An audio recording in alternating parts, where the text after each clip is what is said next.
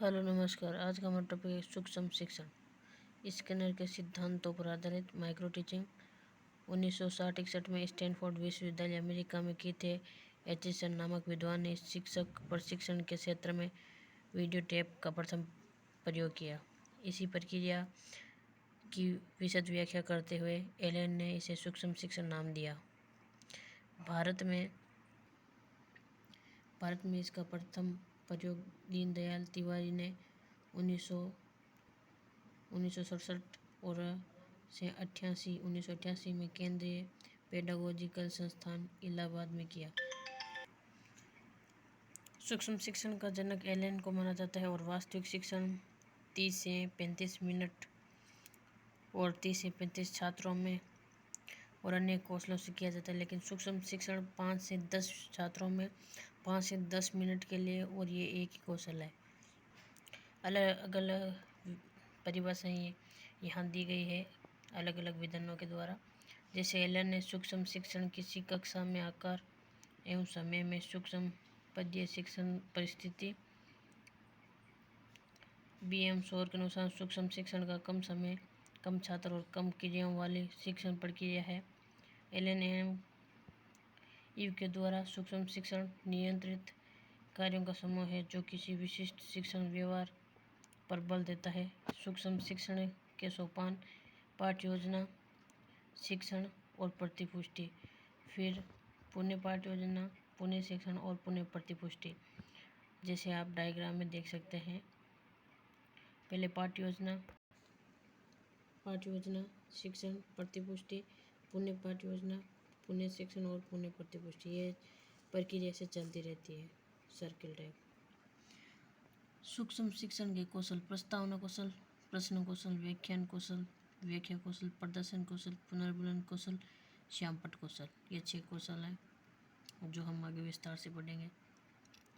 पहला कौशल प्रस्तावना कौशल। शिक्षण का ये प्रथम एवं महत्वपूर्ण कौशल है जिसमें शिक्षक छात्रों के पूर्व ज्ञान का सहारा लेते हुए निश्चित प्रकरण तक पहुंचता है।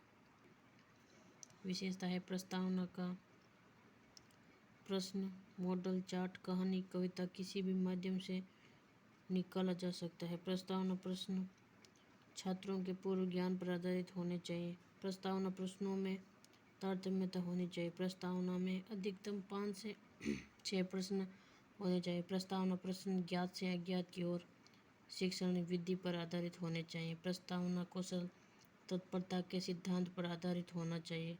थॉर्नडाइक का नियम इसी पर आधारित। थॉर्नडाइक द्वारा 3 मुख्य नियम और 5 गौण नियम दिए थे। दूसरा प्रश्न कौशल। शिक्षक अधिगम के मूल्यांकन हेतु एवं छात्रों के बौद्धिक स्तर को जानने हेतु प्रश्न पूछता है और प्रश्न पूछने की कला के प्रश्न कौशल है। पार्कर के अनुसार प्रश्न शैक्षिक प्रक्रिया की कुंजी है। थ्रिंग के अनुसार प्रश्न अधिगम का उत्तम साधन है। रायबर्न के अनुसार शिक्षक द्वारा पूछे गए प्रश्न पाठ की सफलता का आधार है। सेलमैन के अनुसार जो व्यक्ति उचित प्रकार से प्रश्न नहीं पूछ सकता वे कभी भी अच्छा शिक्षक नहीं बन सकता। बॉक्सिंग के अनुसार प्रश्न पूछने की कला के महत्व को स्वीकारें और बिना किसी भी शिक्षण विधि का सफलतापूर्वक प्रयोग नहीं किया जा सकता। विषय वस्तु से जुड़े हुए तथ्यों को सरल रूप से पूछना सहज प्रश्न कहलाता है तथा छात्रों में तर्क एवं चिंतन का विकास करने हेतु पूछे गए प्रश्न खोजपूर्ण प्रश्न कहलाते हैं। प्रश्नों की विशेषताएं: शिक्षक एवं विद्यार्थी के मूल्यांकन में सहायक होते हैं। प्रश्न छात्रों के विचारों को अभिव्यक्ति देने में सहायक होते हैं। प्रश्न छात्र की झिझक दूर करने में सहायक, छात्रों में आत्मविश्वास की वृद्धि करते हैं। प्रश्न कौशल के घटक संक्षिप्तता, प्रासंगिकता, क्रमबद्धता, निश्चित उत्तर देना और विचारों में उत्तेजक। व्याख्या कौशल: शिक्षक विषय वस्तु को अपने सरल शब्दों में ढालते हुए छात्रों के सम्मुख मौखिक रूप से प्रस्तुत करता है जिसे व्याख्या कहते हैं। व्याख्या करने की कला ही व्याख्या कौशल कहलाती है। घटक है 3: साधारण कथन, व्याख्या कथन और पुनरावलोकन या पुनर्धन अवलोकन। इसका संधि विच्छेद है। चौथा है प्रदर्शन कौशल, प्रदर्शन, प्रयोग, प्रायोगिक विषयों की जटिलता को दूर करने, भौगोलिक परिस्थितियों का ज्ञान देने अथवा कक्षा को रोचक बनाने हेतु सहायक सामग्रियों को दिखाते हुए पढ़ाना ही प्रदर्शन कौशल कहलाता है। सहायक सामग्री दृश्य सर्वे और फिर है पुनर्बलन कौशल। छात्रों द्वारा किए गए श्रेष्ठ कार्यों को निरंतर बनाए रखने एवं गलतियों को न दोहराने हेतु कहे गए क्रम से सकारात्मक नकारात्मक शब्द पुनर्बलन कहलाता है। सकारात्मक पुनर्बलन सामीप्य स्पर्श पीठ थपथपाना, छात्र द्वारा किए गए उत्तर को श्यामपट्ट पर लिखना।